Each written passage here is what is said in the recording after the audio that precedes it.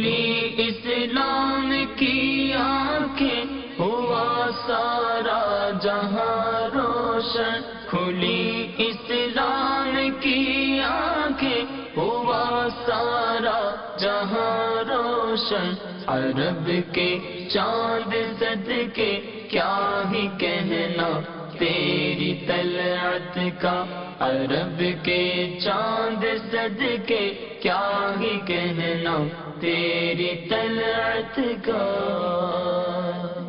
الحمدللہ رب العالمین والصلاة والسلام علی سید المرسلین، اما بعد فاعوذ باللہ من الشیطان الرجیم، بسم اللہ الرحمن الرحیم، الصلاة والسلام علیک یا رسول اللہ، الصلاة والسلام علیک یا حبیب اللہ، الصلاة والسلام علیک یا نبی اللہ، وعلی آلک واصحابک یا نور اللہ۔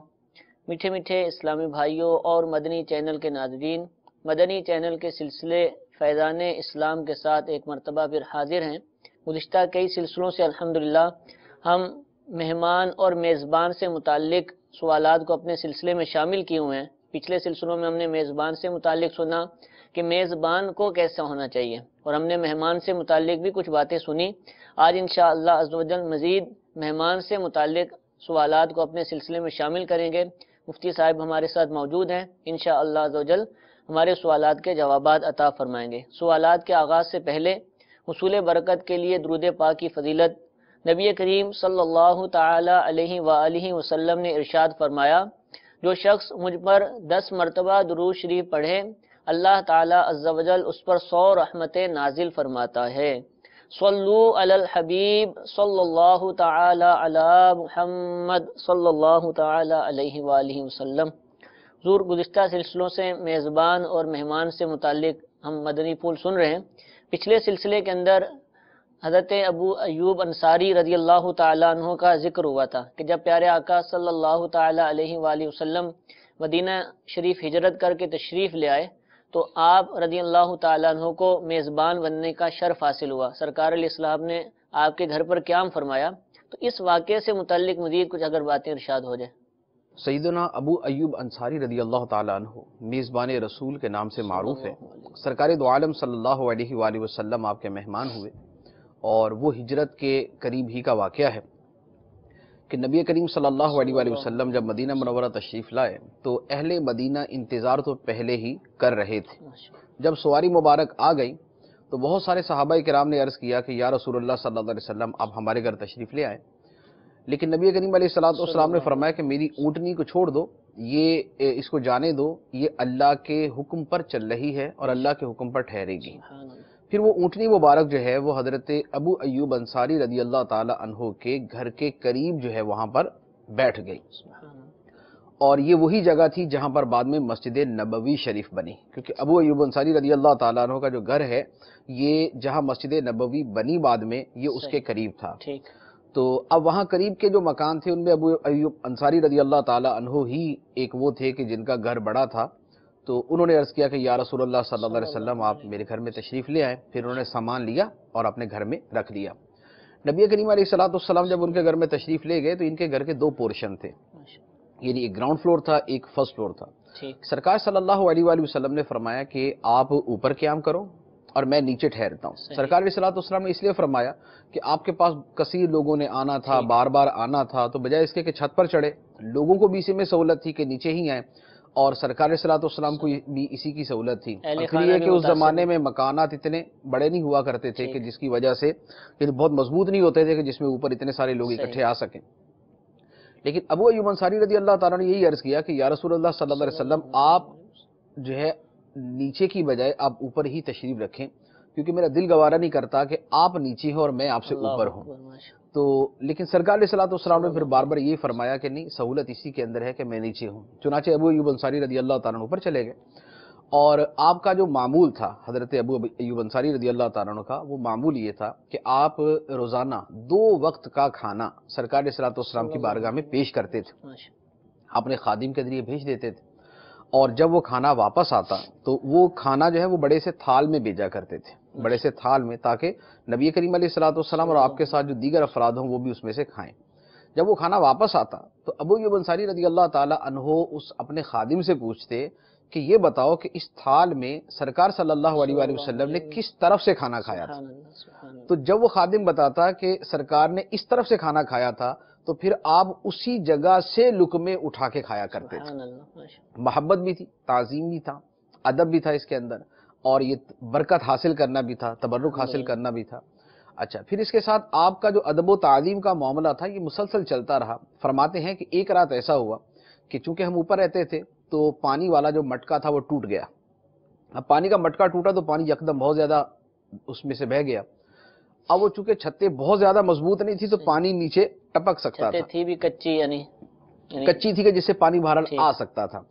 تو آپ نے فوری طور پہ جو لحاف تھا وہ لحاف اس پانی کے اوپر ڈال دیا، جیسے خشک کرنے کے لیے ہم بھی کرتے ہیں نا، بیڈ کے اوپر پانی گر جائے تو جذب کرنے کے لیے، تو فوری طور پہ اس کو جذب کرنے کے لیے کہ پانی نیچے نبی کریم صلی اللہ علیہ وسلم کو تکلیف نہ دے، یہ آپ نے اپنا لحاف وہاں پر فوری طور پہ ڈال کے اس پانی کو اس میں سے جذب کر لیا۔ اب ان کے پاس لحاف ایک ہی تھا، لحاف ایک ہی تھا، اور وہ اس پانی کو جذب کرنے کے لیے انہوں نے اس کے اوپر ڈال دیا تھا۔ اب ساری رات دونوں یعنی میاں بیوی دونوں جو ہیں وہ پوری رات سردی کے اندر ٹھٹھرتے رہے کہ لحاف لے نہیں سکتے تھے اور دوسرا تھا نہیں، پوری رات سردی کے اندر ٹھٹھرتے رہے، لیکن سرکار صلی اللہ علیہ وسلم کے آرام کے اندر خلل نہیں آنے دیا۔ تو یہ آپ کے اس طرح میزبان کے حوالے سے آپ کے اور بہت سارے واقعات ہیں۔ 7 مہینے تک نبی کریم علیہ الصلوۃ والسلام نے آپ کے ہاں قیام فرمایا، پھر جب ازواج مطہرات کے حجرے تعمیر ہو گئے تو پھر وہاں سرکار صلی اللہ علیہ وسلم تشریف لے گئے۔ حضور یہ تو واقعہ تھا سرکار علیہ الصلوۃ والسلام کے مہمان بننے کا، کوئی ایسا واقعہ بھی ہے کہ کوئی سرکار علیہ السلام کا مہمان بنا ہو اور پیارے آقا علیہ السلام اس کے میزبان بنے ہو؟ نبی کریم صلی اللہ علیہ وآلہ وسلم کے میزبان بننے کے واقعات تو بہت سارے ہیں، کیونکہ آپ کے ہاں مہمانوں کی آمد و رفت بہت زیادہ تھی۔ وہ یوں تھا کہ بہت سارے لوگ قبول اسلام کے لیے آتے تھے، بہت سارے مسلمان ہو چکے تو سیکھنے کے لیے آتے تھے، اور یہ سارے کے سارے نبی کریم علیہ الصلوۃ والسلام کے مہمان شمار کیے جاتے تھے۔ صحابہ کرام کا طریقہ یہ تھا کہ انہیں وہ ضیف الرسول یا ضیف رسول اللہ ہی کا لفظ ان کے لیے استعمال کرتے تھے۔ اور سرکار صلی اللہ علیہ وآلہ وسلم کے جو مبارک حجرے تھے بیسیکلی وہ اتنے بڑے نہیں تھے کہ جس کے اندر کوئی دیگر افراد بھی آ سکے، یعنی وہ چھوٹے چھوٹے حجرے تھے کہ جس میں 2 افراد ہی آ سکتے، تو آپ ہوتے تھے، آپ کے ازواج مطہرات میں سے کوئی ہوتے تھے۔ اس لیے نبی کریم علیہ الصلوۃ والسلام اپنے مہمانوں کو یا تو کسی صحابی کے ہاں بھیج دیا کرتے تھے یا مسجد کے اندر ٹھہرایا کرتے تھے، اور کھانے کے اندر بھی معمول مبارک یہ تھا کہ سرکار علیہ الصلوۃ والسلام کے پاس کھانا موجود ہوتا تو آپ اس کو پیش فرما دیتے، ورنہ صحابہ کرام میں سے کسی کو فرما دیتے کہ تم اس مہمان کو اپنے ساتھ لے جاؤ اور ان کو کھانا کھلاؤ۔ تو اس طرح کے واقعات بہت سارے ہیں۔ مشہور واقعہ بخاری شریف کے اندر ہے جو ایثار کے بارے میں بڑا معروف ہے کہ نبی کریم علیہ الصلوۃ والسلام نے فرمایا، صحابہ کرام بیٹھے ہوئے تھے، فرمایا کہ آج کون ہے کہ جو میرے مہمان کی مہمان نوازی کرے گا؟ تو ایک انصاری صحابی کھڑے ہوئے اور عرض کیا کہ میں ان کو اپنے ساتھ لے کے چلتا ہوں۔ وہ مہمان کو اپنے ساتھ لے گئے، گھر جا کے بیوی سے پوچھا کہ گھر میں کھانے کو کچھ ہے؟ تو انہوں نے کہا کہ گھر میں کھانے کو اتنا ہے کہ جتنا اہل خانہ کو کفایت کرے، کسی اور کو کھلانے کے لیے نہیں ہے۔ تو وہ انصاری صحابی جو تھے انہوں نے فرمایا کہ اس طرح کرو کہ بچوں کو بغیر کھلائے ان کو بہلا پھسلا کے سلا دو اور مہمان کے سامنے کھانا رکھ دینا، اور جب مہمان کھانا کھانے لگے تو اب چراغ کی بتی درست کرنے کے بہانے چراغ کو بجھا دینا، اندھیرے کے اندر ہم ویسے ہی ہاتھ چلاتے رہیں گے اور مہمان کھانا کھاتا رہے گا۔ تو یہ انہوں نے کیا، اسی طریقے سے کیا کہ مہمان کو تو کھلا دیا، خود بھی بھوکے رہے اور بچوں کو بھی جو ہے وہ اس رات کھانا نہیں دیا۔ تو اب یہ اتنا بڑا عمل نبی کریم علیہ الصلوۃ والسلام کے مہمان کے ساتھ کیا۔ جب یہ دوبارہ صبح سرکار کی بارگاہ میں حاضر ہوئے تو نبی کریم صلی اللہ علیہ وآلہ وسلم نے فرمایا کہ اے فلاں، تمہاری رات کی مہمان نوازی اللہ تعالیٰ کو بڑی پسند آئی۔ اس کے اوپر پھر آیت مبارکہ اتری، یا یہ ہے کہ آیت مبارکہ کے مصداق کے اندر پھر یہ واقعہ بھی داخل ہے، وَيُؤْثِرُونَ عَلَىٰ أَنفُسِهِمْ وَلَوْ كَانَ بِهِمْ خَصَاصَةٌ، کہ یہ صحابہ، یہ مسلمان دوسروں پر ایثار کرتے ہیں اگرچہ خود بھی انہیں اس کی حاجت ہو۔ کھانے کی خود بھی حاجت تھی لیکن مہمان کے لیے جو انہوں نے ایثار کر دیا۔ ایک یہ واقعہ بھی ہے۔ اسی طرح بخاری شریف کے اندر ایک دوسرا واقعہ بھی ہے جو مہمان نوازی کا بھی ہے، سرکار صلی اللہ علیہ وسلم کے مہمان بننے کا بھی ہے، پھر اس میں ایک کرامت کا بھی بیان ہے۔ وہ یہ ہے کہ سیدنا ابوبکر صدیق رضی اللہ تعالیٰ عنہ کا معمول تھا کہ یہ بہت دیر تک سرکار صلی اللہ علیہ وسلم کی بارگاہ میں حاضر رہتے تھے۔ ایک مرتبہ یہ 3 مہمان بارگاہ رسالت سے لے کر اپنے گھر پہ آئے اور گھر والوں سے کہا کہ آپ جو ہے وہ ان کو کھانا وانا کھلائیں. ان کو گھر چھوڑ کے خود پھر چلے گئے صحیح. اور پھر جا کے سرکار صلی اللہ علیہ وسلم کے پاس نماز پڑھی. نماز کے بعد کافی دیر بیٹھے رہے اور کھانا بھی انہوں نے وہیں کھا لیا. ٹھیک. اب کافی لیٹ نائٹ جب واپس آئے تو گھر والوں سے آ کے پوچھا کہ مہمانوں کو کھانا وانا کھلا دیا؟ تو گھر والوں نے کہا کہ ہم نے کھانا پیش کیا تھا لیکن انہوں نے کہا کہ ہم میزبان کے بغیر کھانا نہیں کھائیں گے. صحیح. تو آپ بڑے جلال کے اندر آئے، مہمانوں کے اوپر بھی گھر والوں کے اوپر بھی. تو آپ نے اپنے صاحبزادے حضرت عبد الرحمن رضی اللہ تعالیٰ عنہ کو، ان کے اوپر آپ کو زیادہ غصہ تھا کہ یہ ساتھ کیوں نہیں بیٹھے اور انہوں نے کیوں نہیں اصرار کر کے کھلایا. مہمان بھوکا رہ گیا. تو مہمان جو ہے وہ نہیں، انہوں نے نہیں کھایا، انہوں نے قسم ہی کھا لی تھی، کچھ اور بھی معاملہ کچھ ہوا تھا.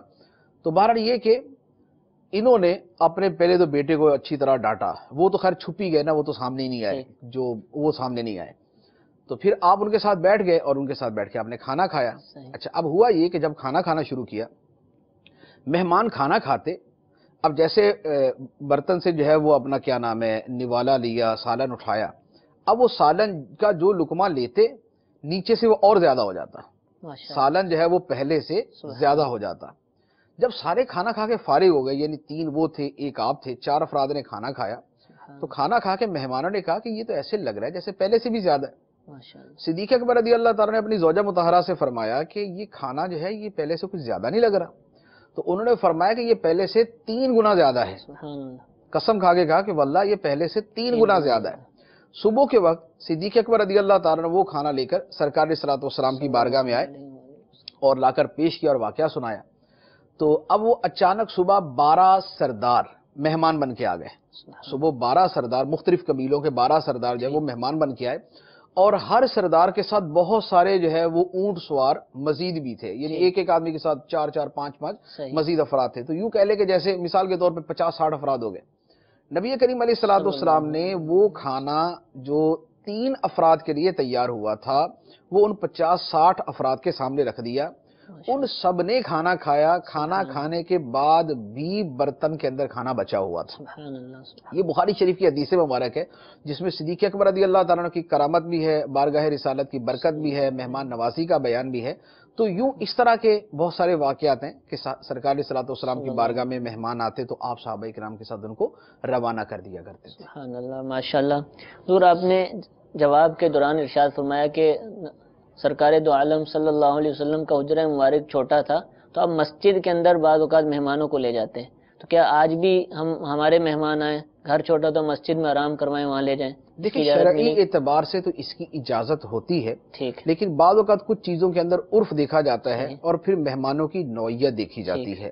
ہر مہمان ایسا نہیں ہوتا جس کو آدمی مسجد میں ٹھہرا سکے، اور ہر مہمان ایسا بھی نہیں ہوتا کہ جس کو اپنے گھر کے اندر آدمی ٹھہرا سکے. تو یہ مختلف صورتحال کے پیش نظر جو ہے اس کو دیکھا جائے گا، کون سی صورت واقع ہے اس کے مطابق کیا جائے گا. ورنہ یہ ہے کہ اجنبی مسافر جو ہوتے ہیں ان کو بہرحال مسجد کے اندر ٹھہرنے کی اجازت ہوتی ہے، اعتکاف کی نیت کر لیں گے اور مسجد کے اندر وہ قیام کر سکتے ہیں. جزاک اللہ. حضور یہ تو مبارک مہمانوں اور میزبانوں کا تذکرہ تھا. آج کل جو مہمان آتے ہیں ان کے آداب سے متعلق گفتگو ہو جائے. اب مہمان آتے ہیں، بعض اوقات ایسا ہوتا ہے کہ ان کے آنے کا پتہ نہیں ہوتا اور بغیر بتائے ہی آ جاتے ہیں. تو ایسا انداز اختیار کرنا مہمان کی جانب سے یہ کیسا؟ دیکھیں مختلف قسم کے مہمان ہوتے ہیں. مختلف قسم کے مہمان یوں ہے کہ جس مقصد کے لیے وہ آتے ہیں وہ مقصد کیا ہے، اس مقصد کے پیش نظر مہمان کو خود خیال کرنا چاہیے، مطلقاً بھی خیال کرنا چاہیے اور مقصد کے اعتبار سے بھی خیال کرنا چاہیے. عام طور پہ جیسے ایک مثال عرض کرتا ہوں کہ کوئی عیادت کے لیے آیا، یعنی عیادت کے لیے بیمار پرسی کے لیے آیا کہ کوئی بیمار ہے اور اس کا حال چال پوچھنے کے لیے آیا. اب اس آنے والے کو اس بات کا خیال رکھنا چاہیے کہ بیمار اس کی وجہ سے مزید تکلیف کا شکار نہ ہو، وہ مزید پریشانی میں مبتلا نہ ہو.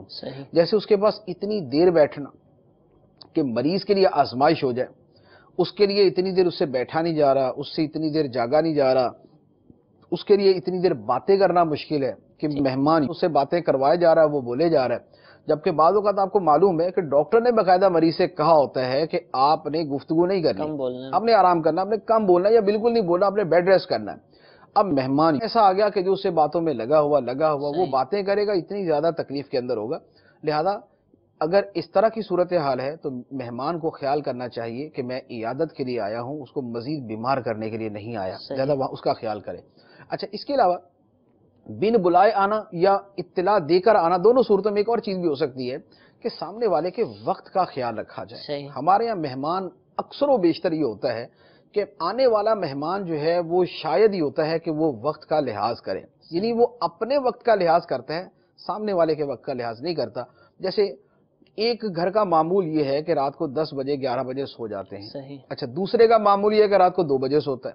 اب یہ رات کو 2 بجے سونے والا اگر دوسرے کے گھر رات 11 بجے چلا جائے گا تو اس کے لیے تو معمول کی بات ہے کہ وہ 3 گھنٹے سونے سے پہلے ہی پہنچا ہے. صحیح. لیکن جس گھر میں یہ گیا ہے وہ بیچارے آزمائش کے اندر آ جائیں گے. ٹھیک ہے. اب وہ جو گھر کا آدمی ہے مثال کے طور پہ وہ جلدی سونے کا عادی ہے، اسے بیٹھا ہی نہیں جا رہا، اب اس کی نیند سے حالت خراب ہے، یا دن بھر کا تھکا ہوا ہے اور بائی چانس اس دن اس سے نہیں بیٹھا جا رہا، یا اگلے دن اس کو صبح جو ہے اپنے آفس جانا ہے، یا اس کے بچے جو ہیں وہ بیچارے ان کی آوازوں کی وجہ سے ڈسٹرب ہو رہے ہیں، یا بعض اوقات یہ ہوتا ہے کہ گھر چھوٹا ہوتا ہے جہاں پر مہمان کو بٹھایا ہے وہیں پر بچوں نے سونا بھی ہے بعد میں، یا فیملی نے سونا بھی ہے، تو اب وہ بیچارے اسی انتظار کے اندر ہے کہ مہمان جائے گا تو ہمیں سونا نصیب ہوگا. اچھا یا بعض اوقات یہ ہوتا ہے کہ رات کے 11 بجے گئے، جس کے گھر گئے ہیں اس کی فیملی بیمار ہے یا وہ رات کو کام نہیں کرتی یا اس مرد کی گھر میں چلتی نہیں ہے، کوئی بھی وجہ ہو، وہ اس کا پرسنل میٹر ہے. اب یہ جائے گا، اس کو گھر والوں سے اہتمام کروانا پڑے گا. اب وہ اہتمام کروانے کے اندر وہ بیچارہ جس آزمائش میں مبتلا ہوگا اس وقت گھر میں دودھ نہیں، صحیح. پتی نہیں ہے، چینی نہیں ہے، یا اگر اس نے پانی پلانا ہے تو کولڈ ڈرنک عام طور میں ہمارے یہاں پلائی جاتی ہے، وہ گھر کے اندر موجود نہیں ہے. باہر لے جانے جائے تو اپنی فیملی کے ساتھ، اجنبی مہمان کو چھوڑ کے نہیں جا سکتا، مہمان کو بولے تم بھی میرے ساتھ چلو، وہ دوسرا مسئلہ. تو یوں 50 قسم کے مسائل ہو سکتے ہیں. اس لیے اولاً تو یہ ہے بغیر اطلاع کے نہیں جانا چاہیے، اطلاع دے کر ہی جانا چاہیے ایک. اور دوسرا یہ ہے کہ اطلاع دے کر بھی جائے تو بھی وقت کا خیال کرے. یہ نہیں ہے کہ اطلاع دے دی میں آ رہا ہوں رات کے 3 بجے، اب اطلاع تو دے دی ہے لیکن اس کا تو بیچارے کا تنگ کر دیا اس کو. تو لہٰذا سب سے مین چیز یہ ہے کہ میزبان کے آرام کا اور اس کی سہولت کا خیال رکھا جائے اور اس کے پاس پھر اتنی دیر ہی بیٹھا جائے جتنی دیر وہ برداشت کر سکتا ہے. بعض اوقات ایسا ہوتا ہے مہمان بیٹھا ہوا، میزبان کروٹیں بدل رہا ہے، میزبان دائیں بائیں دیکھ رہا، میزبان دل کے اندر جو ہے نا منتیں مان رہا ہوتا ہے کہ یا اللہ یہ مہمان چلا جائے تو میں جو ہے نا اتنے نوافل پڑھوں گا، لیکن مہمان بیٹھا ہوتا ہے. کیوں؟ اس لیے کہ مہمان فارغ ہے، مہمان فارغ ہے لیکن میزبان فارغ نہیں ہوتا. تو لہٰذا کسی کے ہاں بھی مہمان کے طور پہ جائیں تو اس کے وقت کا خیال بھی کریں، اس کی مصروفیات کا خیال بھی کریں، اس کے گھر والوں کا خیال بھی کریں. ان چیزوں کا خیال کرتے ہوئے کسی کے یہاں جانا چاہیے.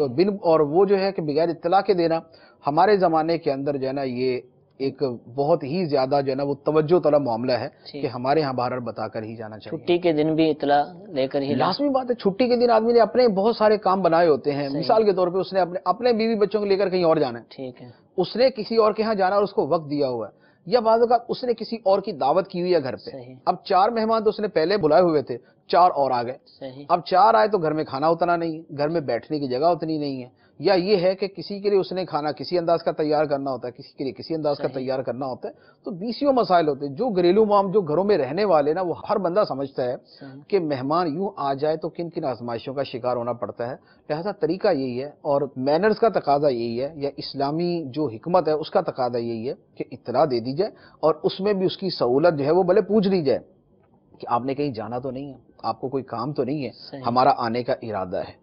تو اب یہ ہے کہ اتنی اپنائیت ہونی چاہیے کہ سامنے والا اگر یہ بول دے کہ میں ذرا مجھے آج کوئی کام ہے، مصروفیت ہے، مجھے کہیں جانا ہے یا کسی نے آنا ہے، تو یہ برا منائے بغیر جو ہے وہ کہہ دے گا ٹھیک ہے پھر کسی وقت آپ کے پاس آ جائیں گے. ٹھیک ہے حضور. اس کے علاوہ مہمان جو ہیں عام طور پہ گھروں پر ہی آتے ہیں، لیکن بعض اوقات یہ ہوتا ہے کہ کسی کو کسی سے ملنا ہے تو اس کے دفتر میں، اس کے آفس میں، جہاں وہ کام کاج کرتا ہے دکان پر، وہاں ملنے چلے جاتے ہیں. تو اب ملنے تو آ گیا، اب اس کو ملنا تو پڑے گا. تو اب مہمان کو کن باتوں کا خیال رکھنا چاہیے کہ جس سے اس کا کام ڈسٹرب نہ ہو؟ دیکھیں یہ تو اگر آپ لوگوں سے جا کے پوچھیں کہ کوئی کاروبار پہ ہے یا نوکری پہ ہے اور وہاں پر مہمان چلے جاتے ہیں تو وہاں پر ان لوگوں کا کیا ہوتا ہے. لوگ 2 طرح کے ہوتے ہیں، بعض وہ ہوتے ہیں جن کا اپنا کاروبار ہوتا ہے، بعض وہ ہوتے ہیں جو کسی کے پاس نوکری کر رہے ہوتے ہیں. جس کا اپنا کاروبار ہے بعض اوقات وہ بھی اپنے کاروبار پہ بڑا مصروف ہوتا ہے، اس نے پوری توجہ دینی ہوتی. مہمان آ کر بیٹھ گیا، وہ اپنے کسٹمرز جو ہیں وہ ان کو پراپر ڈیل نہیں کر پاتا. وہ جس کو اس نے فون کرنا ہے یا جس کا اس کو فون آ رہا ہے اس کا فون بیچارہ توجہ سے ریسیو نہیں کر پاتا، جس کو اس نے فون کرنا ہے اس کا توجہ سے ریسیو نہیں کر پاتا.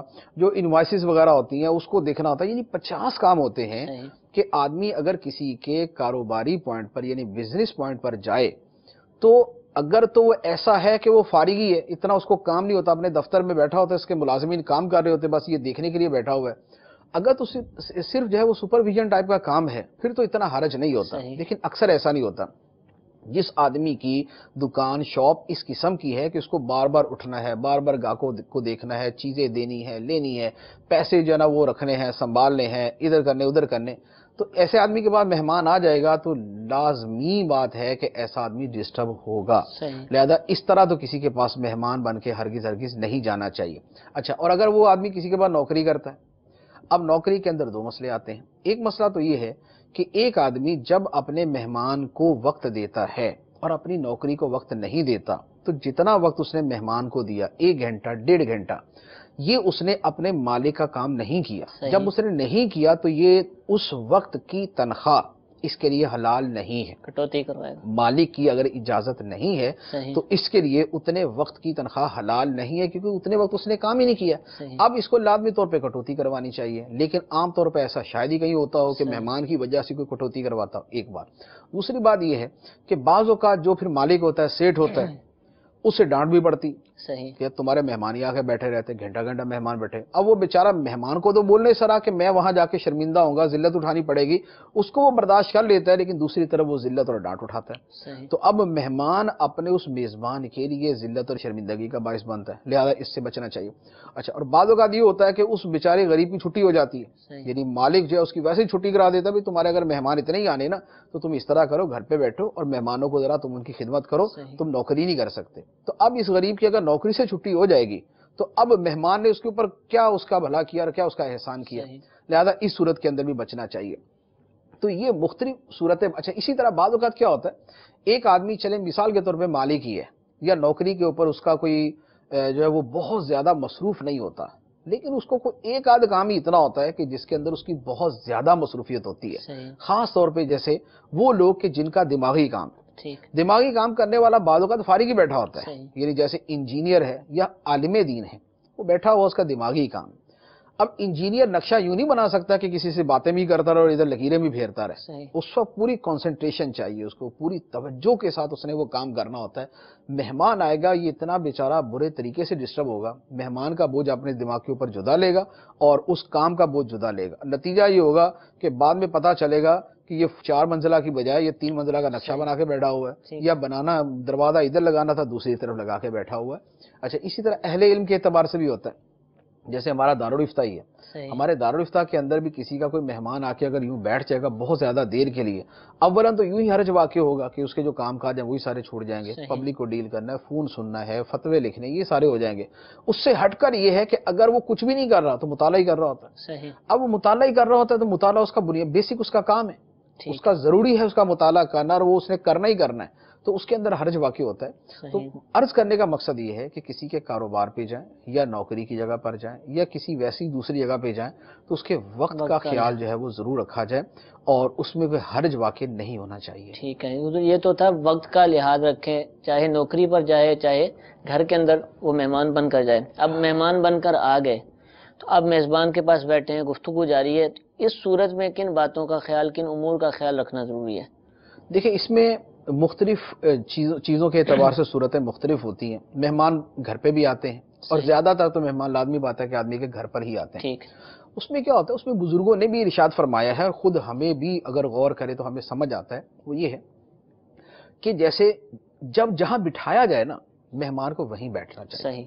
بعض اوقات کیا ہوتا ہے، آپ بہت اچھی طرح جانتے ہوں گے اس بات کو کہ مہمان کو اگر مثال کے طور پہ اس سائیڈ پہ بٹھایا ہے نا تو اس سائیڈ پر بٹھانے میں بھی حکمت ہوتی ہے. ٹھیک ہے نا، کہ اگر اس کو اس سائیڈ پہ بٹھائیں گے تو اس کی سامنے گھر کے اندر نظر جاتی ہے، لہذا اس کو دوسری طرف کر کے بٹھایا جاتا ہے کہ اس کی گھر پہ نظر نہ جائے. اب اگر وہ صرف اپنی جگہ سے اٹھ کے ادھر سے ادھر ہی بیٹھ گیا تو کمرے کے اندر ہی ہے، اب اس نے کوئی تیر نہیں مار دیا، لیکن بہرحال یہ اس کو نہیں کرنا چاہیے تھا کہ جہاں اس کو بٹھایا اس کو وہیں بیٹھنا چاہیے تھا. وہاں بٹھانے کے اندر حکمت ہوتی ہے. بعض اوقات مہمان بیٹھنے لگتا تو اس کا کہا جاتا ہے آپ یہاں تشریف رکھیں. اس کا مقصد یہی ہوتا ہے کہ اگر وہ یہاں بیٹھتا تو دروازہ اس طرف ہے، سامنے نظر پڑتی ہے، آنا جانا ہے، تو اس کی وجہ سے اس کو دوسرے طرف بٹھایا جاتا ہے. تو لہذا پہلی بات تو یہ کہ جہاں بٹھایا جائے وہیں پر بیٹھے، اس سے نہ ہٹے. اچھا، دوسری بات یہ ہے کہ گھر کے اندر جو ہے وہ अलमारी वगैरह अगर कोई है या कोई ऐसी चीज है जो पर्दे के पीछे है, वो पर्दा उठा के ना देखे। ठीक। जैसे अलमारी या ड्राइंग रूम में बिठाया, ड्राइंग रूम में अलमारी, उस अलमारी को ये ना खोले। बाज़ औक़ात अलमारी जो है ना वो बज़ाहिर किताबों के लिए अंदर कुछ और रखा हुआ, मिसाल के तौर पे लेडीज के कपड़े रखे या कुछ और सामान पड़ा हुआ जो आदमी अपनी गुर्बत की वजह से या किसी भी वजह से नहीं दिखाना चाहता, या उस बिल्कुल बिखरा हुआ वो उसकी सूरत हाल है वो नहीं दिखाना चाहता, पर्दे के पीछे कचरा बिखरा हुआ है वो नहीं दिखाना चाहता, तो लिहाजा किसी के घर की अलमारी खोल के या पर्दे के पीछे उस भले अगरचे उसी कमरे के अंदर इन चीजों से बचना चाहिए। अच्छा, इसी तरह फिर क्या नाम है, अगर थोड़ी देर के लिए गया तो 5 मिनट बाद ये ना बोलते मुझे वॉशरूम जाना। ठीक है ना। एक है कि एक दिन के लिए मेहमान आया 5-6 घंटे बैठा हुआ तो वो आदमी बोल देता है, हाजत है उसको, लेकिन ये नहीं है कि जनाब 5 मिनट के लिए बैठे, 15 मिनट के लिए बैठे। और बाज़ औक़ात क्या होता है, आदमी के घर की हालत ऐसी होती है कि वो उसको नहीं ले जा सकता। अच्छा, बाज़ औक़ात घर में पानी खत्म होता है और बीस किस्म के मसाइल होते हैं।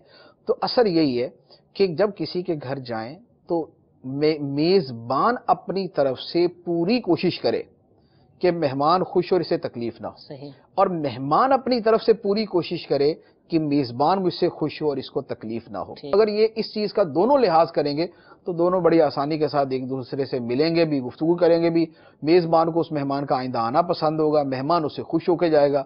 वरना अगर इसने उसके खिलाफ मंशा और इन चीजों के खिलाफ किया तो नतीजा ये होगा कि मेजबान कहेगा यार ये मेहमान दोबारा ना आए, और मेहमान ये कह के उठेगा कि आइंदा मैंने इसके पास नहीं आना। हुजूर, इस हवाले से बच्चों की तरबियत कैसे होनी चाहिए? बड़ा आदमी है वो तो रुका रहेगा, झांकने से अपने आप को रोक लेगा, अलमारियां नहीं खोलेगा। बच्चे जो है आपने देखा है कि वो इन चीज़ों का लिहाज नहीं करते, तो बच्चों की तरबियत मुमकिन है कि ऐसा हो सकता है कि बच्चे रुक जाएं? मेहमान को इस हवाले से क्या करना चाहिए? देखिए, बच्चों की तरबियत तो मुमकिन है, नामुमकिन तो कोई चीज़ नहीं है। बात यह है कि कुछ चीज़ें तो वो हैं कि जो बच्चों की तरफ से यानी होती हैं, मुतवक्किल है कि उन्होंने करना ही करना है। वो क्या है कि छोटी मोटा जो है ना वो कोई शरारत या शोर वो कर ही देते हैं। सही। लेकिन ऊधम मचा देना जिसे कहते हैं ना, वो एक और चीज होती है। अब ये कहा जाए कि जनाब ऊधम मचाने के ऊपर भी ये कहा जाए कि बच्चे ऐसे ही करते हैं, तो मेजबान तो गरीब यही बोलेगा कि यार बच्चे ऐसे ही करते हैं। लेकिन मेहमान को कम अज कम इस जुल्म अजीम से बचना चाहिए कि वो अपने बच्चों की वाकई ऐसी तरबियत करे। अब मिसाल के तौर पे अगर किसी के घर में बड़े साफ सुथरे वाइट कवर वाले सोफे रखे हुए हैं, बच्चे अपनी चप्पलों और जूतों समेत उसके ऊपर छलांगे मार रहे हैं, वो बेचारा अगरचे बोलता रहे कि यार बच्चे हैं ऐसे ही करते हैं, लेकिन अंदर से जो बोल रहा होगा वो जरा उसकी जरा अंदर उसके दिल की आवाज सुनने की कोशिश करें कि उसकी चीजें किस तरह खराब होंगी, या उसके घर की कीमती चीजें हैं बच्चे वो खुदा ना खासा तोड़ दें, या तोड़े तो नहीं लेकिन मेजबान को हर वक्त धड़का लगा हुआ कि बच्चे ने अब इसको तोड़ा और अब इसको तोड़ा, वो इसी में लगा हुआ। या बच्चे का क्या काम है कि वो अलमारी खोल के देखे या वो इस चीज को उठा के देखे, उस चीज को उठा के देखे। बच्चे को बहुत ज्यादा तमीज सिखाएंगे तो लिमिट के अंदर वो भी रहता है। बच्चा बड़ा तो नहीं बन जाता, लेकिन बहरहाल उसके लिए एक लिमिट जरूर होती है कि बच्चा उसके अंदर यानी हम बाद वक्त बच्चों को देखते हैं, हम कहते हैं माशाल्लाह यार बड़ा मुहज़्ज़ब बच्चा है। ठीक है, वो बड़ा मुहज़्ज़ब बच्चा क्या होता है कि वो बचपने की बातें और काम तो करता है, सही, लेकिन वो बिल्कुल ही जो है ना वो तबाही मचाने वाले काम नहीं करता। ये होता है मुहज़्ज़ब बच्चा। सही। और जिन लोगों ने तरबियत नहीं दी होती वो अपने उन माँ बाप को भी शर्मिंदा कर रहे होते हैं और मेजबान को भी शर्मिंदा, तू भी शर्मसार हो मुझको भी शर्मसार कर, वहां ये वाला मामला चल रहा होता है। तो बच्चे की तरबियत तो बड़ों से ज्यादा जरूरी है, क्योंकि बड़े जो है वो तो किसी हद के अंदर रह ही लेते हैं, लेकिन बच्चे किसी हद के अंदर नहीं रहते। फिर यही होता है कि मेजबान यही कहता है, बल्कि कोई ज्यादा फिर जुर्रतमंद होगा ना वो यही बोल देगा कि आप आइंदा बड़ी खुशी से तशरीफ लाइएगा, लेकिन बच्चों के बगैर, फिर वो ये कहेगा। तो इसलिए बच्चों की तरबियत बहुत जरूरी है। बच्चों को मैनर सिखाएं, आदाब सिखाएं, उनको अपने घर के अंदर इंसानियत सिखाएंगे तो दूसरी जगह जाके इंसानियत करेंगे। घर के अंदर उनको चीखम दाड़ गाली गलोच बुरा भला और जनाब चीजें तोड़ना और ये और वो, इस तरह की घर के अंदर कोई तरबियत नहीं होगी तो दूसरे घर में जाके कौन सी विलायत उतर आती है उनके ऊपर कि वो सही हो जाएंगे। लिहाजा अपने घर के अंदर बच्चों को तरबियत दें और ये निहायत ही जरूरी है, वरना यह है कि फिर मेहमान बनने की कोशिश ना ही फरमाएं तो अच्छा है। अच्छा, ऐसी सूरत में हुजूर ये बच्चे अब मिसाल के तौर उदम मचा ही रहे हैं तो मेहमान या मेजबान को अब डांटना, जैसे मेजबान डांटना शुरू कर दे या मेहमान ही अपने बच्चों को डांटना शुरू कर दे? देखिए, मेहमान अपने बच्चों को डांटे वो तो बनता है कि वो डांटे भी, और जो मेजबान है बहरहाल वो ये है कि उसको शरारत से रोकेगा। सही। یعنی روکنے کا مطلب یہ ہوتا ہے کہ یہ نہ کرو، ٹھیک ہے، اور ڈانٹنے کا مطلب تھوڑا سا ذرا اس سے اوپر چلا جاتا ہے. ٹھیک ہے، تو وہ اگر میزبان کرے گا تو پھر بعض اوقات بدمزگی پیدا ہو جاتی ہے، اس سے تو اس کو بچنا ہی چاہیے، وہ تو مناسب نہیں ہے. لیکن یہ ہے کہ روکنا چاہیے، میزبان کو بھی روکنا چاہیے، بھلے ڈھکے چھپے الفاظ میں یا مناسب الفاظ کے اندر اس کو روکے، لیکن وہ روک دے. ورنہ یہ ہوگا کہ یہ پھر ہو نہیں سکتا کہ مہمان کا بچہ اتنی شرارتیں کر کے یا کوئی چیز توڑ کے جائے اور بعد میں پھر غیبت نہ ہو، یہ پھر ہو نہیں سکتا. تو اس لیے بہتر ہے کہ پہلے ہی اس کو جو ہے نا وہ روک دیں. اور دوسرا یہ ہے کہ اپنا جب نقصان ہو رہا ہے، باقاعدہ مالی نقصان ہی ہو رہا ہے یا گھر کا حلیہ ہی بگڑ رہا ہے، تو پھر اس کو حق ہے کہ وہ روک دے، پھر اس کو روکنا چاہیے. ٹھیک ہے، جزاک اللہ. حضور یہ تو تھا مہمان آ گیا، بیٹھ گیا، کن امور کا خیال رکھیں. عموماً مہمان آتے ہیں تو کھانا بھی کھلایا جاتا ہے، چائے بھی پیش کی جاتی ہے. تو کھانا کھانے کے دوران مہمان کو کن باتوں کا خیال رکھنا چاہیے؟ دیکھیں، کھانا کھانے کے اندر کئی چیزیں آ جاتی ہیں، اس میں کچھ تو وہ چیزیں ہیں جو مطلقاً ہی کھانے کے آداب ہیں. صحیح، یعنی جو کھانے کے آداب ہیں ان پر ویسے ہی عمل کرنا چاہیے. وہ اپنے گھر کے اندر کھانا کھائے یا دوسری جگہ کھائے، جیسے مثال کے طور پہ اچھی نیت کے ساتھ کھانا کھائے اور جس طرح چھوٹے لقمے کھانے چاہیے وہ کھائے، بسم اللہ پڑھ کر ہاتھ دھونے کے بعد. یہ دیگر جو آداب اور مینرز ہیں ان سب کا خیال کرنا چاہیے، ان کا لحاظ ہو.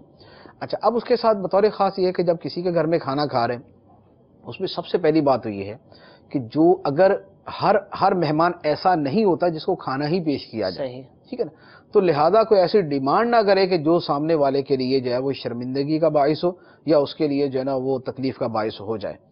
تو اور دوسرا یہ ہے کہ کھانا جب سامنے آئے تو جو بھی کھانا اس نے پیش کر دیا ہے اسے خوشی کے ساتھ کھا لے. ٹھیک، اس میں بالکل یہ کہہ دینا کہ میں یہ نہیں کھاؤں گا، الا یہ کہ اس کو طبی اعتبار سے کوئی بہت نقصان دہ چیز ہے تو وہ منع کرتا ہے، تو وہ اس کا حق ہے اور اس کو کرنا بھی چاہیے.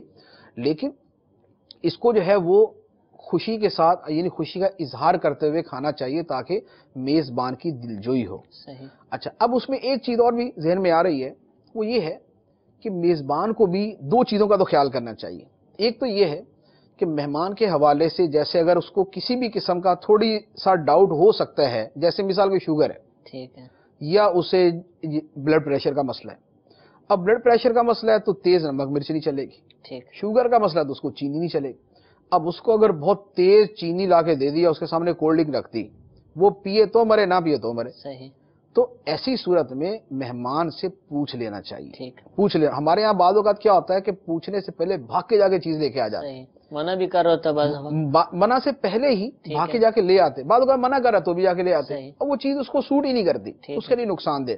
شوگر والا ہے وہ چینی والی چیز کھائے گا تو اس پہ پریشان ہو جائے گا. ٹھیک ہے. بلڈ پریشر والا اس کے اعتبار سے مسئلہ. صحیح. ہارٹ کا مریض ہے، اس کو 15 چیزیں بند ہوتی ہیں، کئی وہ لوگ اس کے چائے اعتبار پیتے سے. ہی نہیں ہیں بچپن اچھا، سے. کئی لوگ چائے نہیں پیتے، نہیں ان کو چلتی. ٹھیک ہے، تو اس لیے مہمان سے پوچھ لینا چاہیے، صحیح. پھر پوچھنے کے بعد ہی چیز لانی چاہیے. ایک اچھا، دوسرا یہ کھانے کے حوالے سے میں عرض کروں، کھانے میں میرے ساتھ کئی مرتبہ یہ ہوا ہے. ہمارے ہاں عام طور پر تو یہ ہوتا ہے کہ جب کسی مہمان کے سامنے کھانا رکھتے ہیں تو میٹھا نمکین جتنا کچھ بھی اس کے سامنے پیش کرنا ہے وہ سارا اس کے سامنے رکھ دیتے ہیں. صحیح، سارا رکھ دیا، اس نے جتنا کھانا تھا کھایا، اس کے بعد فارغ. کئی جگہوں پر یہ کھانے چلتے ہیں تھوڑا سا پروسیس کے اندر چلتے ہیں. یعنی پروسیس کے اندر یوں کہہ لیں، پہلے ایک کھانا آتا ہے، صحیح، اس کھانے کے بعد اگلا آتا ہے، اس کے بعد اگلا آتا ہے. ٹھیک ہے، مہمان کو نہیں پتا ہوتا صحیح، کہ بھئی 3 کھانے پیش کیے جائیں گے، وہ پہلے کو اپنا آخری سمجھ کے کھا رہا ہوتا ہے. صحیح، بعد میں وہ اتنی آزمائش میں آتا ہے. میں کئی جگہ اس طرح ہوا، خاص طور میں UK کے اندر یہ دیکھا، وہاں ایک رواج تھا، یعنی ایک سٹارٹر ہوتا ہے، صحیح، ایک مڈ ہوتا ہے، ایک اینڈ ہوتا ہے. ٹھیک ہے، اب وہ سٹارٹر کے اندر کیا پیش کرتے ہیں؟ لیگ پیس، اچھا، کباب، ٹھیک ہے، سموسے، صحیح، رول. صحیح، ہمارا تو پورا کھانا ہے. ٹھیک ہے، اب میزبان نے پیش کر دیا اور اس نے یہ نہیں بتایا کہ کھانا اس کے بعد آنا ہے. ٹھیک ہے، اب ہم تو پیٹ بھر کے بیٹھ گئے. اب اس کے بعد جناب وہ قورمہ لے کے آ رہا ہے، اس کے بعد وہ کڑھائی لے کے آ رہا ہے، اس کے بعد وہ فرائی لے کے آ رہا ہے. اب پوچھ رہے بھائی یہ کیا ہے؟ کہیں یہ تو کھانا کھانا ہی ہے. ہے. تو پہلے کیا تھا؟ وہ سٹارٹر تھا. اسٹارٹر تھا. وہ تمہارا سٹارٹر تھا، ہمارا تو اینڈ ہو گیا بالکل. اچھا، اب بڑی مشکل سے اگر کسی مہمان نے وہ کھا بھی لیا نا، اس کے بعد پھر تیسری چیز آنا شروع میٹھا آ ہوگی. جائے گا. پھر اب میٹھے بھی 4 قسم کے. ٹھیک ہے، اس کی ایک ایک چمچ لینا بھی آدمی کو عذاب میں ڈال دیتا ہے. صحیح. یعنی وہ حد جواز سے اوپر چلی جاتی ہے بات کہ آدمی وہ کھائے کیسے. صحیح، تو طریقہ یہ ہے کہ جہاں اس طرح کی صورتحال ہو وہاں مہمان کو بتا دینا چاہیے، واقعی بتا دینا چاہیے کہ یہ کھانے ہیں. ورنہ بعد میں مہمان بیچارہ اصرار پر یا جو ہے وہ سامنے والے کا دل رکھنے کے لیے اپنے پیٹ بھرنے سے بھی زیادہ کھائے گا. صحیح، تو اول تو وہ خلاف سنت اتنا جو ہے نا وہ پیٹ بھرنے سے بھی زیادہ کھانا. اور اگر وہ مضر صحت ہے، یعنی اتنا کھانا کہ بعد میں فوڈ پوائزن ہوگا، طبیعت متلائے گی، جی گھبرائے گا، اس کا ظن غالب ہے، تو پھر وہ کھانا حرام. صحیح. تو یہ جو ہے نا، یہ بہت ساری جگہوں پہ ہے. اب یہ پاکستان کے اندر بھی میں نے ایک جگہ دیکھا، ابھی چند دن پہلے ایک جگہ گئے، انہوں نے بھی یہی کیا، کھانا پیش کیا تو ہم نے تو اسی سمجھ کے کھا لیا کہ ابھی کھانا آ گیا. وہ کہنے لگے یہ تو ابھی افتتاح تھا. صحیح. بعد میں جو کھانا لے کے آئے، میں نے کہا یہ آپ کا افتتاح، میرا اینڈ ہو جائے گا، یہ تو یہ نہیں کھا سکتا میں. تو اب وہ بیچاروں نے جتنی تیاری کی وہ ساری کی ساری رہ گئی.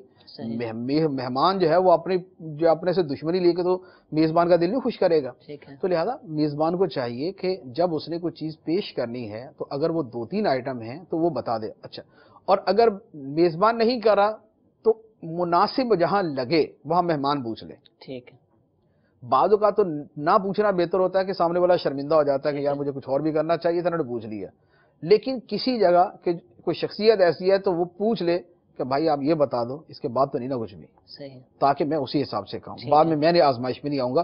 یوں وضاحت کر کے اگر بتا دے گا تو امید ہے کہ بچت رہتی ہے. تو کھانے کے اندر میزبان کے اعتبار سے تو یہ ہے کہ مہمان کی صحت کو جو کھانا سوٹ کرتا ہے وہ اس کو پیش کرے، اس کے خلاف مزاج کھانا نہ لے کے آئے اور خلاف اس کی صحت کھانا لے کے نہ آئے. بعض اوقات خلاف صحت نہیں ہوتا، خلاف مزاج ہوتا ہے. خلاف مزاج کیا ہے؟ بعض لوگ مچھلی بالکل نہیں کھاتے. آپ کو معلوم ہوگا کہ بعض لوگوں کو مچھلی بالکل ناپسند ہوتی ہے، وہ ان کو اسمیل چڑھتی ہے، وہ کھا ہی نہیں سکتے. آپ نے ان کے سامنے 4 آئٹم فش کی رکھ دی، وہ آزمائش میں آ جائیں گے. اچھا، اسی طرح بعض لوگ جو ہے یہ کیا نام ہے، پرون، یہ جھینگے جو ہے یہ نہیں کھاتے. یعنی وہ بعض اوقات تو وہ تقوی کے اعتبار سے بچ رہے ہوتے ہیں کہ اس کے کھانے میں اختلاف ہے تو اس لیے بچتے ہیں، اور بعض اوقات یہ ہے کہ جواز سمجھتے ہوئے نہیں ان کا مزاج بنتا اس کے کھانے کا. اب اس کے سامنے پورا جناب اس کا ڈش ہی اس کے سامنے اس کی بھر کے رکھ دی، وہ نہیں کھا سکے گا. اچھا، بعض اوقات کوئی آدمی ہلکی نمک مرچ پسند کرتا ہے. اب جو میزبان ہے اس کے گھر والے بہت تیز مرچ مسالہ کھاتے ہیں. اب یہ ویسا ہی بنا کے اس کے سامنے رکھ دیں گے، سوال ہی پیدا نہیں ہوتا کہ وہ آدمی کھا سکے. مجھے ایک مرتبہ ایک جگہ تجربہ، وہ بھی کسی اور ملک کی بات ہے، اتنی تیز مرچ مسالہ انہوں نے ڈال دیا کہ ایک لقمے کے بعد نا یعنی ایسی بس ہوئی کہ میں کھڑا، میں کہ بھائی سوری، میں کسی بھی صورت یہ نہیں کھا سکتا، میں تو اس سے میں جس تکلیف کے اندر آؤں گا میں ناقابل برداشت ہے میرے لیے، نہیں کھا سکتا. تو مہمان کو کس طرح کا مرچ مسالہ چینی یہ پسند ہے اس کا خیال کرے، اس کے اکرام میں یہ چیز شمار کی جائے گی، اس کی عزت کے اندر یہ چیز شمار کی جائے گی. اور مہمان جو ہے اس کو یہ خیال کرنا چاہیے کہ اگر تو اس کی صحت کے خلاف ہے، اس کے لیے طبی اعتبار سے مضر ہے، پھر تو وہ صاف منع کر دے. اور وہ یہ ہے کہ میٹھے میں جیسے 1 چمچ لے کے بول دے کہ بھئی میں آپ کی دل جوئی کے لیے میں نے کھا لیا لیکن اس سے زیادہ میں نہیں کھا سکتا، میرے لیے نقصان دہ ہے. اچھا، چینی والی چائے بعض اوقات بن کے آ جاتی ہے، چینی تیز ہوتی ہے. شوگر والا مریض بیچارہ پیے تو پھنسے نہ پیے تو پھنسے، اس میں یہی ہے کہ وہ ان کو کہہ ہی دے کہ بھئی میں اتنی تیز نہیں پی سکتا، میرے لیے نقصان دہ ہے. اور وہ شرن بھی اس کو پھر یہ حکم ہوتا ہے کہ اس کو وہ چھوڑ دے. لیکن جو روٹین کے اندر عام طور پہ پیش کیا جاتا ہے وہ سب کچھ چل رہا ہوتا ہے. یعنی یہ تو میں نے تھوڑا سے ایکسٹرا آرڈنری آپ کو باتیں عرض کر دی ہیں، لیکن روٹین میں یہی ہوتا ہے کہ گھر والے بناتے ہیں، مہمان کھاتا ہے، اس میں ایسا کوئی تاثر نہ دے کہ یار اس سے اچھا تو میں اپنے گھر پہ کھا لیتا ہوں. صحیح. یا یہ اچھا نہیں بنا ہوا، اچھا نہیں بنا ہوا کہنا تو اپنے گھر کے اندر بھی منع ہے، یعنی وہ خلاف سنت ہے. صحیح. نبی کریم صلی اللہ علیہ وآلہ وسلم کی سنت مبارکہ یہ تھی کہ آپ کے سامنے کھانا پیش کیا جاتا گھر میں، اگر پسند ہوتا تو تناول فرما لیتے، اگر پسند نہ آتا تو اب چھوڑ دیتے. صحیح. کھانے میں عیب نہیں نکالتے کہ کھانا اچھا نہیں بنا ہوا، یہ آپ نے کبھی ارشاد نہیں فرمایا. تو سنت مبارکہ یہی ہے. اب یہ اپنے گھر کے اندر ہے، کسی کے گھر میں جا کر تو اس کا زیادہ خیال رکھنے کی عادت ہے، تو لہذا وہاں پر جو اس کی مناسب کھانے کی تعریف بنتی ہے وہ کھانے کی تعریف میزبان کی دلجوئی کی نیت سے کرنی چاہیے. اب یہ تعریف کرنا، کھانے کی تعریف کرنا، عام حالات میں ویسے کھانے کی تعریف کرنا اور مزہ آ گیا یار، یہ کرنا مذموم ہے، حرص کی علامت ہے. لیکن میزبان کے سامنے یوں تعریف کرنا اس کی دلجوئی کی نیت سے یہ ثواب کا باعث ہے. ٹھیک. تو لہذا مہمان جو ہے وہ کھانے کا عیب نہ نکالے، خوش دلی کے ساتھ کھائے اور اتنی رغبت سے کھائے کہ سامنے والا محسوس کرے کہ یار بیچارہ نگل نہیں رہا، کھا ہی رہا ہے، یعنی تکلیف نہیں اٹھا رہا، خوشی کے ساتھ کھا رہا ہے. ٹھیک ہے. اور میزبان کے حوالے سے کچھ چیزیں ہم نے عرض کر دی تھی کہ اس کو اصرار کرنا چاہیے، لیکن مناسب اصرار ہو، بہت زیادہ اصرار نہ. تو یہ ہے کھانے کے حوالے سے. اچھا، اب پھر کچھ شرعی مسائل ہیں لیکن وہ ہر جگہ پیش نہیں آتے، کسی جگہ ہو سکتے ہیں. کہ جیسے مثال کے طور پہ ایک شرعی مسئلہ یہ ہے کہ بہت سارے لوگوں کی دعوت ہے ٹھیک ہے اور بہت سارے لوگوں کی دعوت ہے اور سب کو ایک ہی کھانا پرووائڈ کیا گیا. ٹھیک ہے اب سب کو ایک ہی کھانا ہے تو پھر یہ آدمی اپنے سامنے کی چیز اٹھا کے دوسرے کو دے سکتا ہے. جیسے اس کے سامنے روٹی ختم ہو گئی, صحیح یہ روٹی اٹھا کے دے سکتا ہے. اس کے سامنے چاول ختم ہو گئے, یہ اٹھا کے اس کو دے سکتا ہے. صحیح لیکن بعض اوقات کیا ہوتا ہے کہ اس کے سامنے بطور خاص کچھ اسپیشل رکھا ہوا ہے ٹھیک اور دوسرے کے سامنے ویسا نہیں ہے. اب اس کو اجازت نہیں ہوگی کہ یہ اٹھا کے اس کے سامنے رکھ دے, ٹھیک ہے جبکہ قرائن سے یہ پتہ چل رہا ہو کہ یہ چیز بطور خاص اسی کے لیے رکھی گئی ہے. اول یہ ہے, بعد میں دوسرے ہیں, تو لہذا اب اس کو اجازت نہیں ہوگی کہ اس کو دے. اچھا, اسی طرح دسترخوان سے کوئی چیز اٹھا کے کسی فقیر کو سائل کو نہیں دے صحیح سکتا, یا ایون کہ جو اہل خانہ ہے ان کا کوئی بچہ ہے اسے بھی اٹھا کے نہیں دے سکتا. اس میں بھی بعض اوقات کیا ہوتا ہے, بعض اوقات وہ چیز پکائی ہی اتنی گئی ہوتی ہے. صحیح اچھا, اب اس نے بچے کو گھر کے بچے کو اٹھا کے دے دی نا, ٹھیک ہے یہ چیز ختم ہو گئی. صحیح اب دوبارہ سالن کا ڈونگا جو ہے نا وہ صحیح انتظار میں بیٹھے ہوئے اور یہ خالی ہے. ٹھیک ہے گھر والے بیچارے شرمندہ ہوں گے. تو اس لیے جو گھر والوں کا بچہ ہو اس کو بھی اٹھا کر دینے کی اجازت نہیں ہے. لہذا یہی ہے کہ اصل کیا ہے اس میں کہ سامنے والے کو شرمندگی سے بچائیں. صحیح اچھا, بعض اوقات کنینے سے یہ سمجھ آ رہا ہوتا ہے کہ یار اتنا ہی کھانا بنا ہے, تو وہاں یہ نہیں ہے کہ ختم کر کے بولے تھوڑا سا اور لا کے دے دو. ٹھیک ہے وہاں پر یہ اس کو پھر شرمندہ کرنے والی بات ہو جاتی ہے. صحیح گھر والے کو ہو سکتا ہے اس کو گنجائش ہی اتنی تھی, ٹھیک ہے یا اس نے ضرورت ہی اتنے کی سمجھی سمجھی. کہ اسی کے اندر. اعلیٰ حضرت رضی اللہ تعالیٰ عنہ کا ایک واقعہ ہے, وہ اسی طرح کی چیزوں کے ساتھ تعلق رکھتا ہے. آپ کہیں تشریف لے گئے تو کھانے کے اندر جیسے قورمہ بنا ہوا تھا, تو اس میں جو مسالہ تھا یا شوربہ تھا وہ بڑا مزیدار تھا. صحیح تو آپ پینے لگے تو آپ نے میزبان سے پوچھا کہ اگر آپ کی اجازت ہو تو میں شوربہ پی لوں.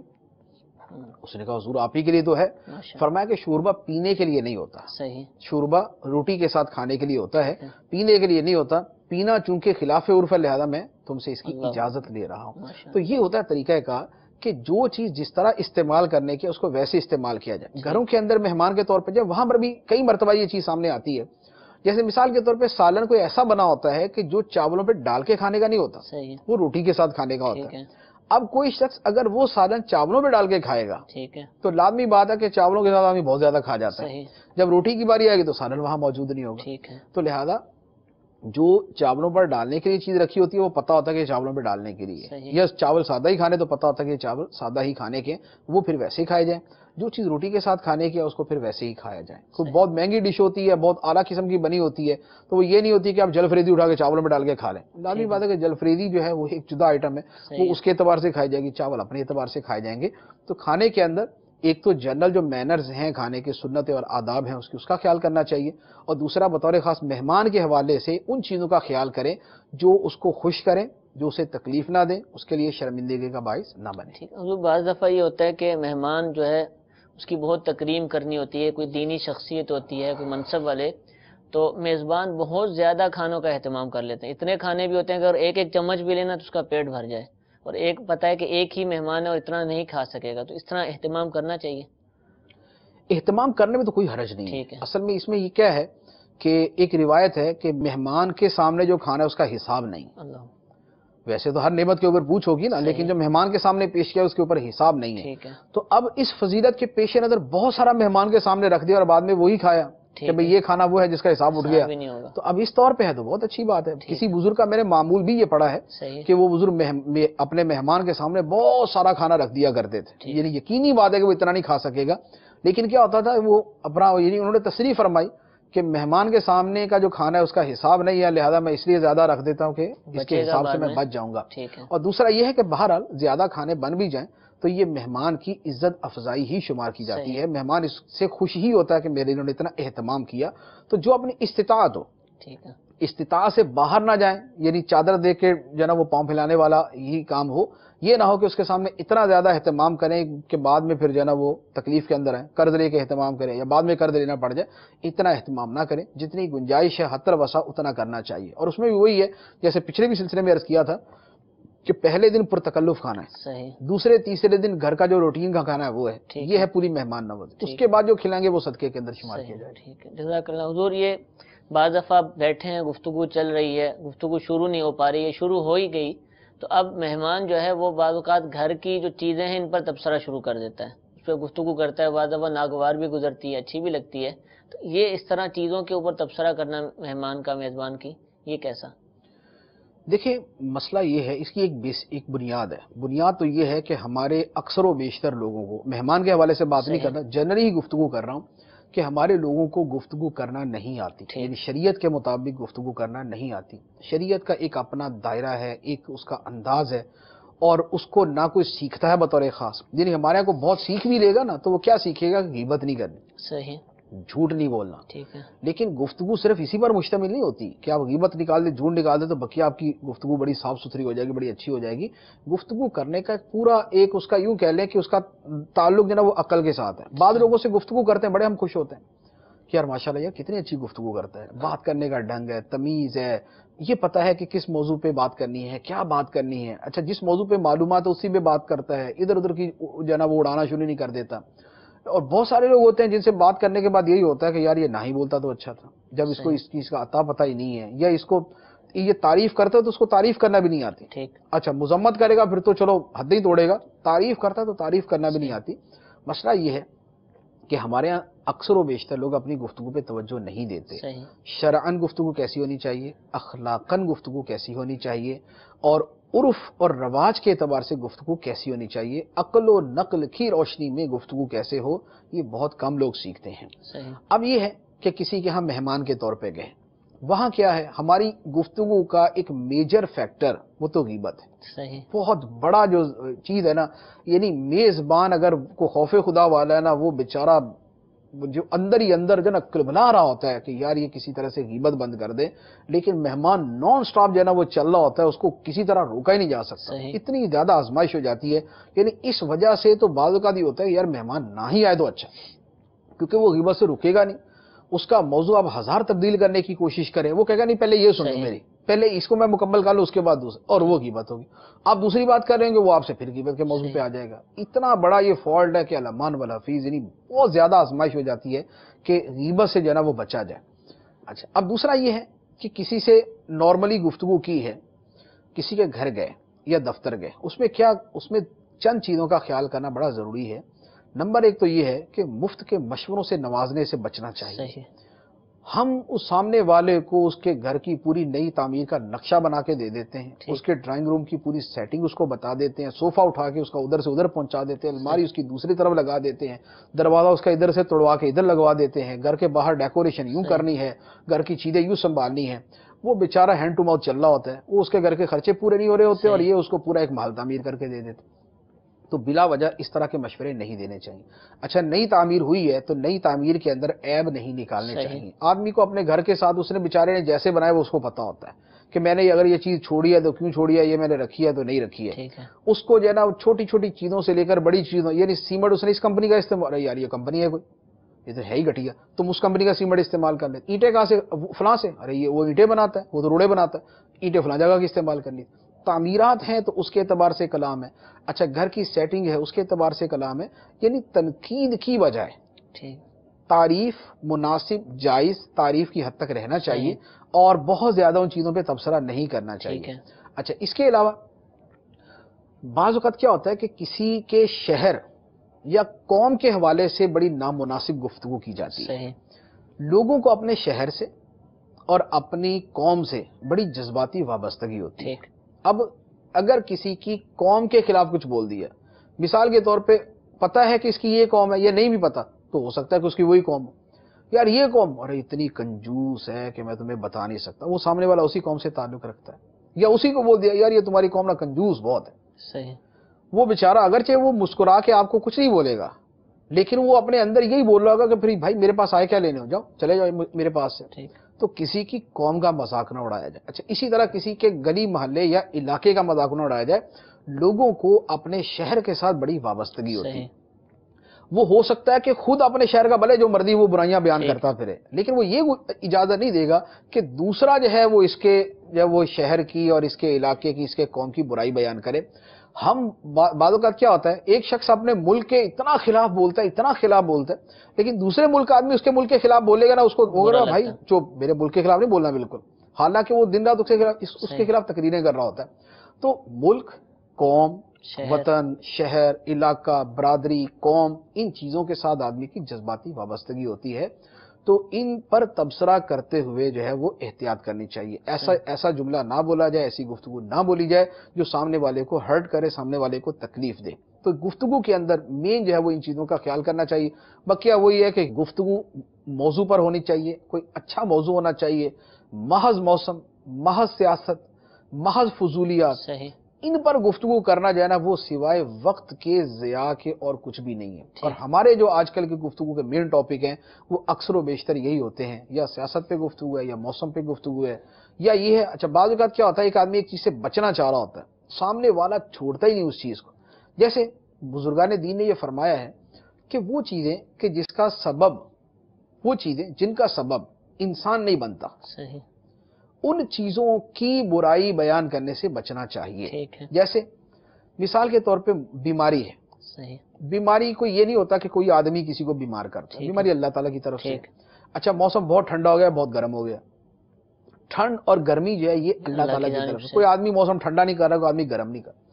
اب یہاں پر بزرگان دین نے یہ فرمایا ہے کہ گرمی کا یوں شکوہ کرنا, سردی کا یوں شکوہ کرنا, یار موسم بڑا خراب, گرمی نے برا حال کر دیا ہے, کوئی حال ہے یار, بیماری کے اوپر اس طرح کے جملے بولنا, بزرگان دین اس کو یہ کہتے ہیں کہ گویا یہ اللہ تعالیٰ سے ایک قسم کی شکایت ہے. صحیح. اس سے بچنا چاہیے. اب کسی کا یہ ذہن ہے کہ یار ان چیزوں پہ میں تبصرہ نہ کروں, لیکن آنے والا پہلا جملہ یہ بولتا ہے, یار گرمی نے مروا دیا آج تمہیں, آج تو سردی بے تحاشا ہو رہی ہے. اب وہ سامنے والا ہاں کرے یا نہ کرے, کیا کرے؟ وہ کہے گا نہیں تو بھائی موسم تو ایسا ہے, وہ کرے ہاں, تو یہ بھی شکوے کے اندر شامل ہے. تو اب اس طرح کی وہ گفتگو سے بچنا چاہ رہا ہے, لیکن مہمان اس کو کسی صورت جنا کہہ رہا کہ نہیں سوال ہی پیدا نہیں تو میں تمہیں بچنے دوں, گفتگو یہ کروں گا.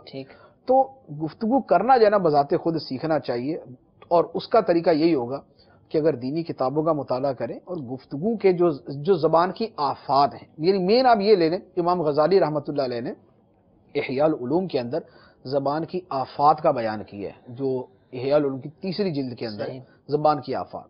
زبان کی آفات میں تقریباً 21-22 کے قریب جو ہے نا وہ چیزیں گنوائی ہیں.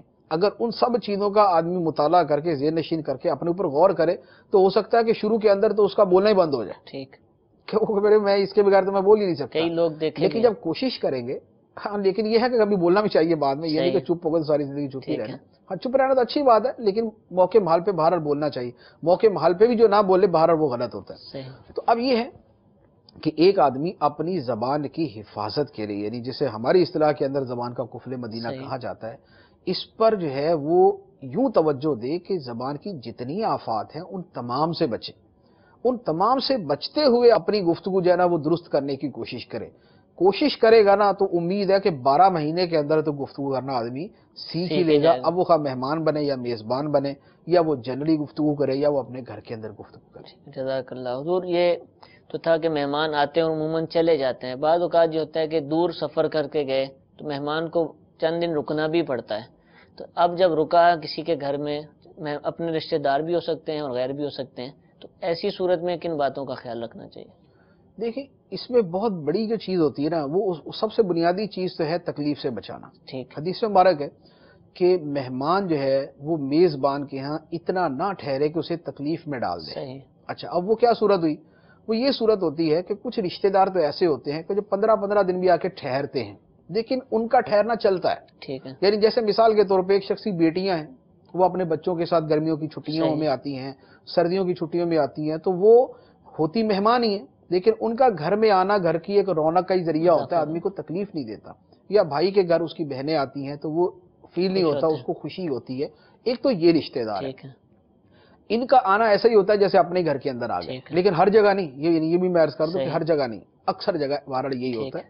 اب یہاں پر ان کا جو آنا ہے اس میں اتنے زیادہ ٹھہر بھی گئے تو کوئی مسئلہ نہیں, لیکن ہر مہمان کا اتنا لمبا ٹھہرنا یہ سب کو گوارا نہیں ہوتا. ایک آدمی کے ساتھ اتنے مسائل ہوتے ہیں کہ وہ بیچارہ مہمان کی وجہ سے سخت آزمائش کے اندر مبتلا ہو جاتا ہے کہ یہ مہمان کیسے جائے گا. اب مہمان اس کے ہاں ٹھہر گیا, مثال کے طور پہ 5-6 دن ٹھہر گیا, جبکہ اس کو اپنے اتنے سارے کام ہیں کہ وہ مہمان کو اتنا وقت دے نہیں سکتا, اور ہر جگہ مہمان کو ساتھ نہیں لے جا سکتا.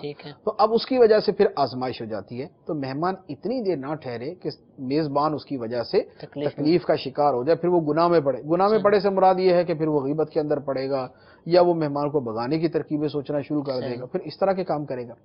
اچھا، اب حدیث مبارک میں تو محض جملہ یہ ہے کہ اتنی دیر قیام نہ کرے کہ اس کو گناہگار کر دے، صحیح. اور اس سے مراد علماء کرام نے یہ بیان کی کہ اتنے دن ٹھہرے کہ جس کی وجہ سے وہ پھر اس کے بارے میں الفاظ جو ہے نا وہ اپنے تبدیل کر لیں. لیکن اس سے اصول یہ سمجھ آتا ہے کہ مہمان کوئی بھی ایسا کام نہ کرے کہ جس سے گھر والے یا تکلیف میں پڑیں یا گناہ میں پڑیں. صحیح. تو اب اس میں بعض اوقات یہ بھی ہوگا کہ ایک دن کا ٹھہرنا بھی اس آزمائش میں ڈال سکتا ہے. ٹھیک. اب اس کی مثال جیسے کسی آدمی کا گھر اتنا چھوٹا ہے کہ اس کے گھر میں 4 مہمان آ جائیں گے تو وہ بیچارہ بالکل ہی جاتا رہے گا. یعنی میں ایک واقعہ مجھے جو ہے معلوم ہے، مجھے کسی نے سنایا تھا اور اس نے مجھے یہ سنا کر یہی کہا تھا کہ مجھے وہاں سے نصیحت ہوئی کہ ایسا نہیں کرنا چاہیے. کہنے کہ ہم کسی جگہ گئے، 2 افراد تھے اور کوئی رشتہ داری نہیں تھی، ایسے ہی چلے گئے کہ بار ہمارا جان پہچان کا ہے، اور اس کو جا کے کہا کہ بھئی یار رات ہوگی زیادہ تو ہم تمہارے یہاں ٹھہر جاتے ہیں، صبح صبح ہم نکل جائیں گے. کہنے لگا اس نے کچھ نہیں کہا، اس نے کہا ٹھیک ہے، جو بڑی خوشی کی بات آپ ٹھہر جائیں. ٹھیک. ہمیں ٹھہرا لی. کہہ رہا صبح کے وقت جب ہم ان کے گھر سے نکلے تو اور جس کمرے میں ٹھہرایا وہاں سے نکلے اور باہر دروازہ. صحیح. تو ہم نے اس سے پوچھا کہ تمہارا گھر جو ہے وہ کتنے کمرے؟ اس نے کہا ایک ہی کمرہ. اس نے کہا ایک ہی کمرہ ہے.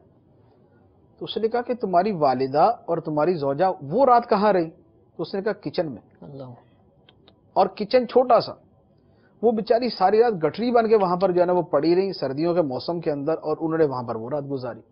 تو اب کسی کے گھر چلے گئے اور آپ جو ہے مہمان تو جو ہے وہ ٹھاٹھ کے ساتھ بیٹھا ہوا ہے، گھر والوں کے بیوی بچوں کا کیا حال ہے، گھر والوں کا کیا حال ہے، وہ بیچارے ان کو جو ہے وہ پوچھنے پہ پتہ چلے گا. تو لہذا کسی کے گھر میں اگر زیادہ دن ٹھہرنا ہے تو سب سے پہلے یہ چیز دیکھ لے کہ اس کے یہاں گنجائش ہے یا نہیں. صحیح. گنجائش کے بعد پھر یہ ہے کہ پھر جا کے ڈیمانڈ کی لسٹ نہ پکڑا دیں کہ مجھے سونے کے لیے گدا ایسا چاہیے اور رضائی ایسی چاہیے اور بلینکٹ ایسا چاہیے اور جناب مجھے اس طرح کی ہوادار کمرہ ہونا چاہیے، اس طرح نہ. پھر وہ جہاں آرام کے لیے کہے وہیں پر آدمی آرام کر لے. لیکن خلاصہ کلام اگر سمجھیں گے تو بات وہیں پر آ جائے گی کہ وہ کام نہ کرے کہ جس کی وجہ سے اہل خانہ کسی تکلیف کے اندر آئیں. تکلیف سے ان کو بچانا اور ان کو گناہگار ہونے سے بچانا یہ ایک مین چیز ہے. اچھا، پھر یہ کہ چند دن رہے تو چند دن کے بعد چند دن میں یہ یاد رکھے کہ گھر والے جو بھی اس کو کھانے کو پیش کر دیں اس کے اوپر پھر شکوہ شکایت نہ کرے، نہ اپنے گھر آ کے بولے کہ جناب میں ان کے گیا تھا تو انہوں نے اس طرح کا کھانا کھلایا، ایسا کھانا کھلایا. ان چیزوں سے پھر بچنا چاہیے. ٹھیک ہے، جزاک اللہ. میٹھے میٹھے اسلام بھائی، الحمدللہ عز و جل ہم نے تفصیل کے ساتھ مہمان سے متعلق شرعی احکام کو سیکھا، مہمان کے آداب، اسی طرح میزبان کے بھی آداب آج کے سلسلے میں بھی اور گزشتہ سلسلوں میں بھی الحمدللہ ہم نے تفصیل سے سنے، جس سے پتہ چلتا ہے کہ دین اسلام اپنے ماننے والوں کو دنیا کے ہر شعبے میں الحمدللہ رہنمائی کرتا ہے. صرف ضرورت اس بات کی ہے کہ ہم ان احکام کو سیکھیں. اللہ تعالیٰ عز و جل سے دعا ہے کہ جو کچھ سنا اس کو یاد رکھنے، اس پر عمل کرنے، دوسروں تک پہنچانے کی توفیق عطا فرمائے. آمین بجاہ النبی الامین. صلو علی الحبیب صلی اللہ تعالی علی محمد صلی اللہ تعالی علیہ وسلم. کھلی اسلام کی آنکھیں ہوا سارا جہاں روشن، کھلی اسلام کی آنکھیں ہوا سارا جہاں روشن. عرب کے چاند صدقے کیا ہی کہنا تیری طلعت کا، عرب کے چاند صدقے کیا ہی کہنا تیری طلعت کا.